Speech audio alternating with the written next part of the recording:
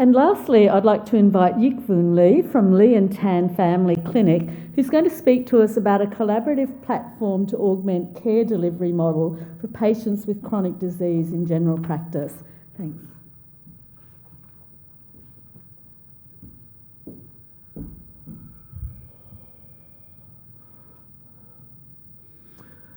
Hi, good morning. I'm Yik Voon Lee. I'm from Singapore. I'm a GP.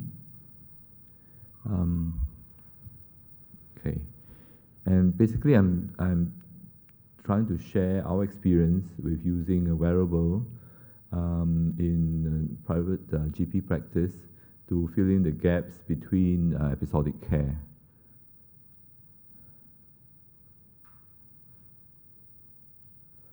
Okay, that's me. Okay.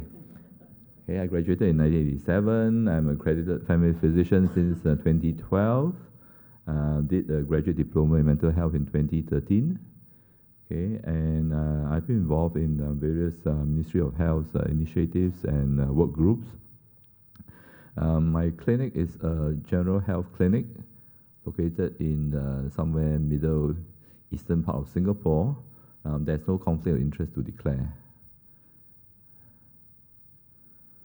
Okay, in Singapore, we are facing aging population rapidly, faster than any countries, I believe. And with that, of course, with increasing chronic disease burden, there's a slower workforce growth because our birth rate is not increasing. It's quite low.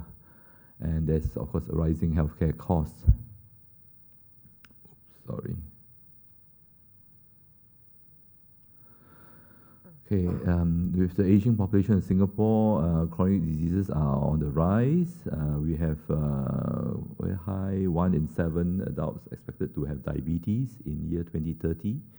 Although the incidence of heart attacks is decreasing, there's still a high incidence. Of course, cancer and stroke is expected to go up in the year 2030. And there's rise in healthcare costs through the years, as you can see in the bar charts. And Ministry of Health in Singapore is focused on 3 beyonds. Move beyond hospital to community, okay, to us GPs and primary care providers. Move beyond quality to value, okay, not just how good, how high tech, how high quality or medical services are, but what's the value to the patients.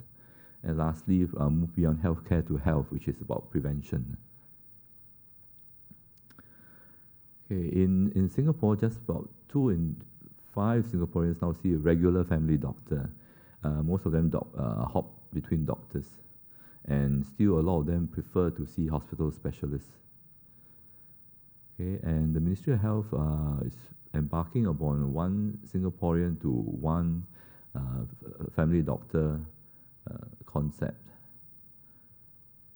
And the cornerstone of sustainable healthcare system is a strong primary care, okay, where chronic conditions are managed well in the community with better health outcomes. Okay, with that, we hope to delay progression of chronic diseases into more complex chronic conditions, which will exacerbate healthcare costs. Okay, previously, okay, all private GPs, okay, we do not have any funding. Patients have to pay out of pocket. But recently, we have community health assist scheme whereby there is some subsidies for patients to see primary care doctors like GPs. Okay, and in addition to that, there is more right-siting program whereby patients are right-sited from the hospital clinics to private GP clinics. And MOH has also initiated last year primary care networks whereby they provide resources for cluster of GP clinics, individual GP clinics, and providing allied health resources for them to manage chronic care patients. And of course, more emphasis of use of IT. Our Prime Minister has declared that the focus of Singapore is into Smart Nation initiatives. And with that, there are many programs initiated, such as this. I won't go into detail. Telehealth in Asia, there's been lots of investors and interest in this, so much so that in 2010, which is almost 10 years ago, the investment has peaked about 934 million.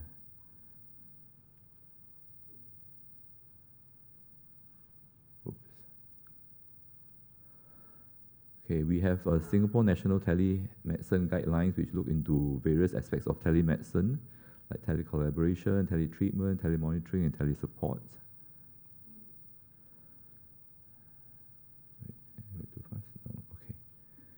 Okay, and the partner that I'm engaging with is WITSU.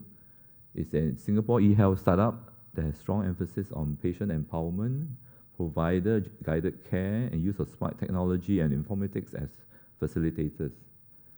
Okay, there's close collaboration with patient, family, and caregivers to drive longitudinal team-based care through sensible use of technology.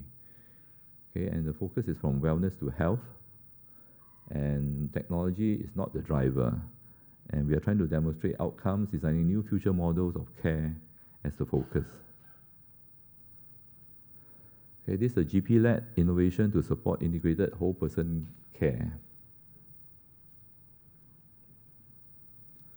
Okay, our current model, home blood pressure monitoring is recommended to our chronic patients, and especially in the government primary care providers, they have this follow-up whereby patients records 3 or 4 months of blood pressure readings, and this is very, I think it's very unmanageable.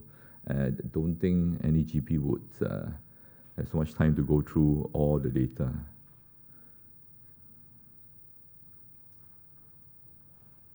So WITSU came up with this hypertension program. We're trying to make it seamless, virtual home blood pressure monitoring system. Okay. Patient is facilitated by the WITSU clinical healthcare team with close collaboration with GPs.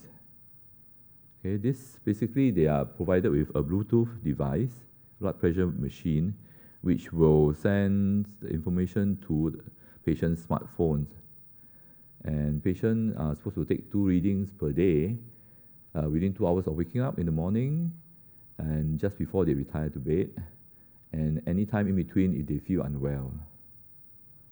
And there is a set threshold to warn the facilitators and the GPs if they are met. This is individualized for individual patients. The WITSU Care platform essentially revolves around 3 roles: the caregivers, the patients, caregivers, and the relatives of the family. Okay, in Singapore, you find that a lot of times the caregiver is a domestic servant hired from overseas. The other role is, of course, the healthcare provider, which is the GP and allied healthcare support services. And in between, it's the WITSU enabling platform, which fill in the gap between the episodic visits of the patients.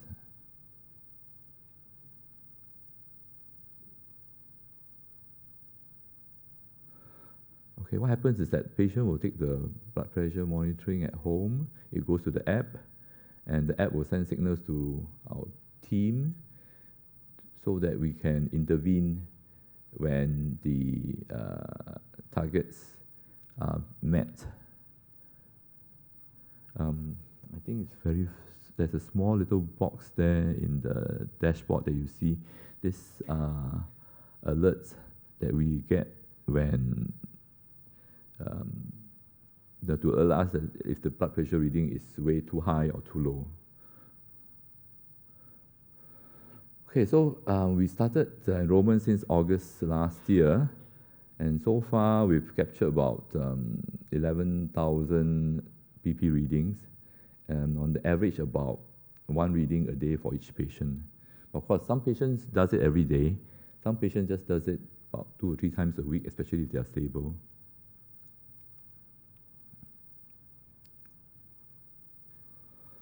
And we have this dashboard for the doctors to view the patients. And on the top left-hand corner, you find the different categories of hypertension patients.